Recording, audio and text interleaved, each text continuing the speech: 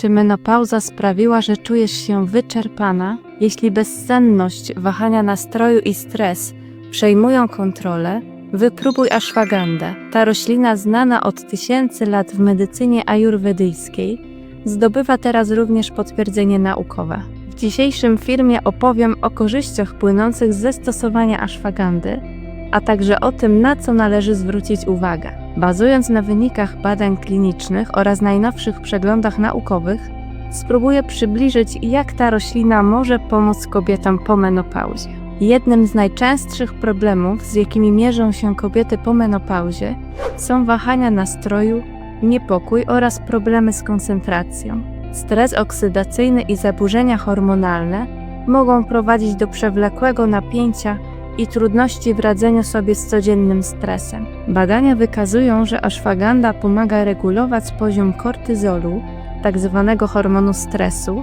i poprawia odporność organizmu na stresujące sytuacje. W badaniu klinicznym przeprowadzonym z udziałem osób zmagających się z przewlekłym stresem wykazano, że suplementacja ekstraktem z ashwagandy przez 60 dni obniżyła poziom kortyzolu aż o 30%, poprawiając jednocześnie ogólne samopoczucie i zmniejszając objawy lęku i depresji.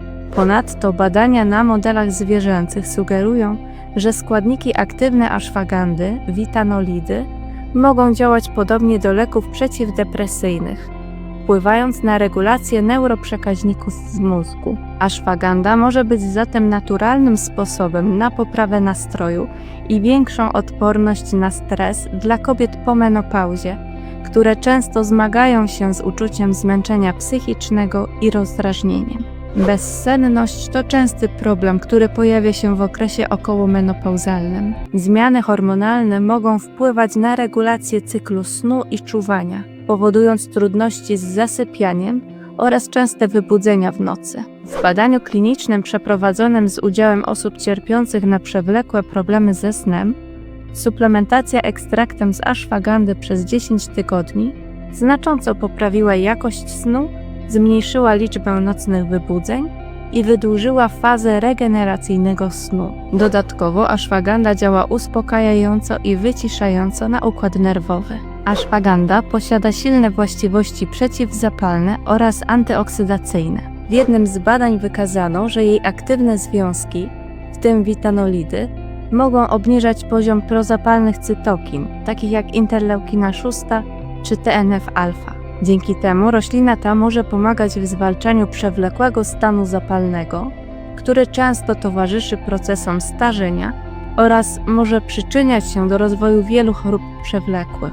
Po menopauzie wzrasta ryzyko chorób sercowo-naczyniowych, takich jak nadciśnienie, miażdżyca i choroba wieńcowa. Dzieje się tak głównie przez spadek poziomu estrogenów, które wcześniej chroniły układ sercowo-naczyniowy. W badaniu przeprowadzonym na zwierzętach z wysokim poziomem cholesterolu, suplementacja ashwagandą doprowadziła do znaczącego obniżenia poziomu złego cholesterolu i trójglicerydów, co zmniejsza ryzyko chorób serca. Dzięki swoim właściwościom przeciwzapalnym i antyoksydacyjnym, ashwaganda może też chronić naczynia krwionośne przed uszkodzeniami i poprawiać ogólną kondycję serca. Z wiekiem spada masa mięśniowa i gęstość kości, co może prowadzić do osteoporozy i osłabienia układu ruchu. Ashwaganda została przebadana pod kątem jej wpływu na regenerację mięśni i wzrost siły fizycznej. W badaniu z udziałem zdrowych dorosłych mężczyzn wykazano, że przyjmowanie ekstraktu z ashwagandy przez 8 tygodni znacząco zwiększyło masę i siłę mięśniową. Efekty te mogą być równie korzystne dla kobiet, pomagając im zachować sprawność fizyczną na dłużej.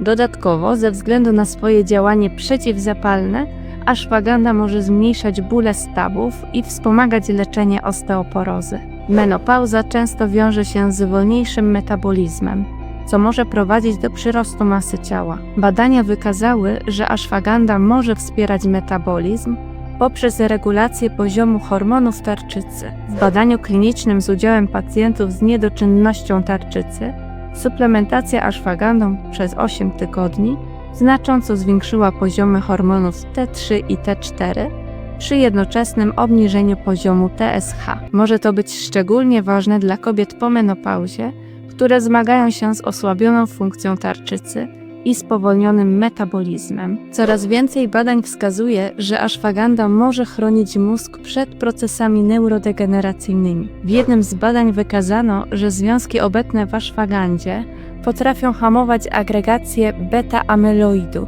jednego z czynników patogennych w chorobie Alzheimera. Działanie to, połączone z właściwościami przeciwzapalnymi, może przyczyniać się do ochrony neuronów i poprawy funkcji poznawczych. Kiedy zachować ostrożność przy stosowaniu ashwagandhy? Mimo licznych korzyści zdrowotnych, ashwagandha nie jest odpowiednia dla wszystkich, a jej stosowanie wymaga ostrożności. Istnieją pewne grupy osób, które powinny unikać ashwagandhy lub stosować ją pod ścisłą kontrolą lekarza. Osoby z chorobami autoimmunologicznymi, gdyż ashwagandha wpływa na układ odpornościowy. Osoby przyjmujące leki na tarczycę. Ashwagandha może zwiększać poziom hormonów tarczycy, co może prowadzić do nadczynności tarczycy u osób stosujących już terapię hormonalną. Kobiety w ciąży i karmiące piersią. Ze względu na brak wystarczających badań dotyczących bezpieczeństwa stosowania w tych okresach, lepiej unikać suplementacji. Osoby przyjmujące leki uspokajające i nasenne. Ashwagandha działa uspokajająco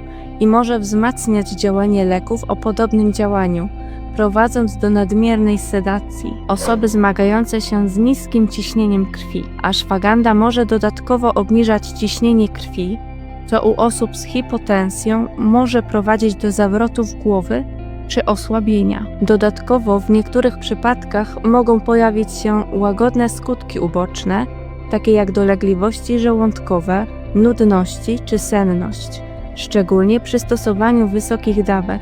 Aby uniknąć niepożądanych efektów, warto zacząć od niskich dawek i stopniowo je zwiększać, obserwując reakcję organizmu. Zawsze najlepiej skonsultować się z lekarzem przed rozpoczęciem suplementacji, zwłaszcza jeśli przyjmujesz inne leki lub masz przewlekłe schorzenia. Przy wyborze preparatu warto zwrócić też uwagę na informacje dotyczące certyfikatów jakości. Podsumowując, ashwagandha to roślina o wielu korzystnych właściwościach, które mogą wspierać kobiety po menopauzie na wielu płaszczyznach. Jednak mimo wielu korzyści istnieją również przeciwwskazania i potencjalne skutki uboczne. Jeśli masz pytania lub własne doświadczenia, koniecznie podziel się nimi w komentarzach. A jeśli chcesz dowiedzieć się, jaki wpływ na Twoje zdrowie ma spirulina, obejrzyj mój poprzedni film. Kliknij miniaturę, którą widzisz na ekranie. Zachęcam również do subskrypcji kanału i polubienia tego filmu, jeśli uważasz, że informacje były przydatne. Dziękuję za uwagę i życzę dużo zdrowia oraz wewnętrznego spokoju.